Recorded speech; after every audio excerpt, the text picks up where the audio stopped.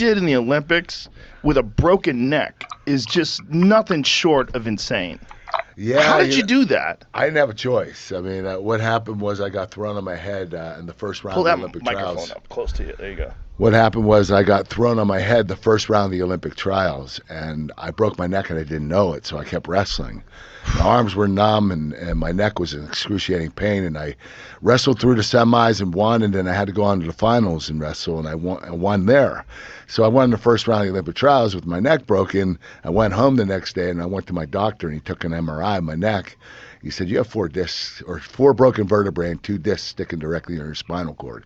He said, you can't wrestle anymore. You're done. And I was devastated, man. I didn't know what to do. I figured I better get a second opinion. So I went to another doctor, and he said basically the same thing, but he said, when is the next round of the trials? I said, 6 weeks. He said, you know what, I might be able to get you ready by then. I said, well, what's your plan?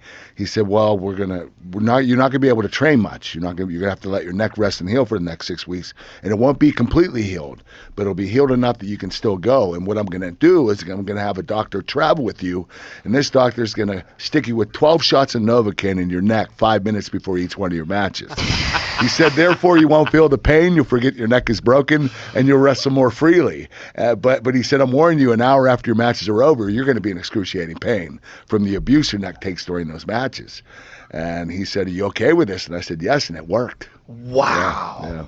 What a decision to make. Yeah, I didn't have a choice. I mean, there was no guarantee I was going to make the Olympic team in 2000 or 2004. This is my one time. This is my one shot. Imagine those guys you beat. Yeah. Realizing a guy with a fucking broken neck just kicked my ass. I never thought about that. Like, not only did he beat me, not only did he win, he won with a broken neck. Amazing. Yeah. So I went to the Olympics and we did the same thing there. Wow. And I was able to get through it, and that's when I retired. And I retired for a few years, and that was that. Did it heal up 100%, or has it always been fucking with you since then? I always had problems with it, especially my motor skills in my hands. I broke my neck 4 more times in the WWE, and it got worse and worse. I mean, I have nerve damage in my neck. I lost 3 inches in both arms, and they atrophied because my neck was just so messed up, and I've had 5 surgeries and none of them have really worked. I'm going to end up having to have fusion, which will be down the line. Have you done stem cells? I tried. It didn't work. It didn't do it? No. Where'd you go? I went to South America. So what's the extent of it now? Like, You know what? I can't feel my pinky fingers. I have a lot of atrophy in my arms. I don't have a lot of strength. I can curl for like 20-pound dumbbells. When I do triceps, I can only push the weights about 60 pounds forward. It's just, I don't have a lot of strength in my upper body.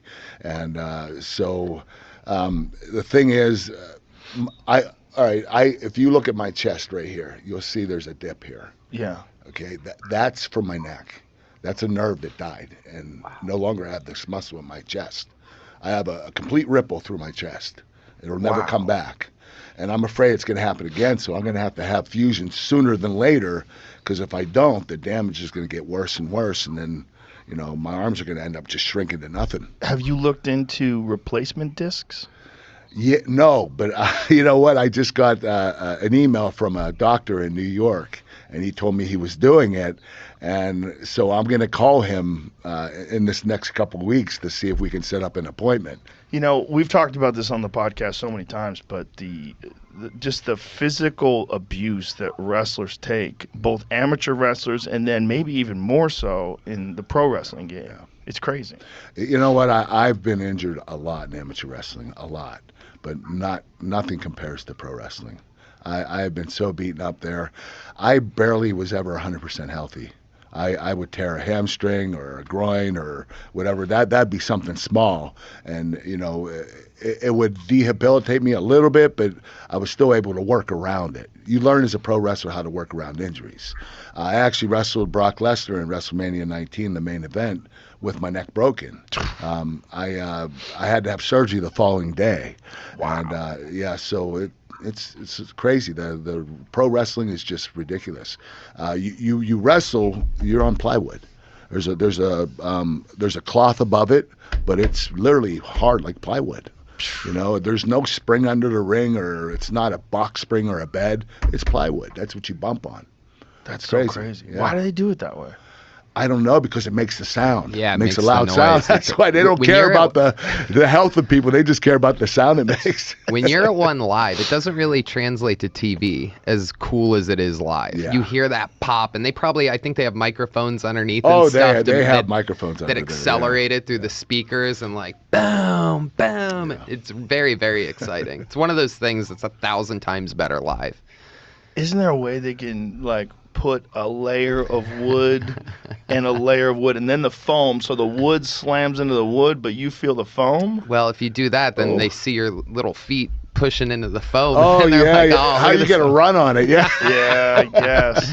They're like, that's a bed. I mean, not a foam like a bed. I mean, a foam like a wrestling mat, like something. That might work. Yeah, it it's not a bad idea. Better for the athletes. Definitely. Like a tumble track or something. Like something that has some give to it. Well, hopefully WWE's listening. Yeah. Well, the UFC and the WWE are together now. Yes, they are. Which is very interesting. Uh-huh. Very interesting. Like, that's a you gigantic think they're gonna be corporation. you think they're going to cross promote? I don't know. I think they're definitely going to cross promote. What I'm interested to see is, like, obviously Brock was the most successful pro wrestler to ever compete in MMA.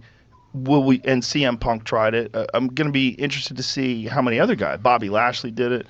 How many other guys are going to try it?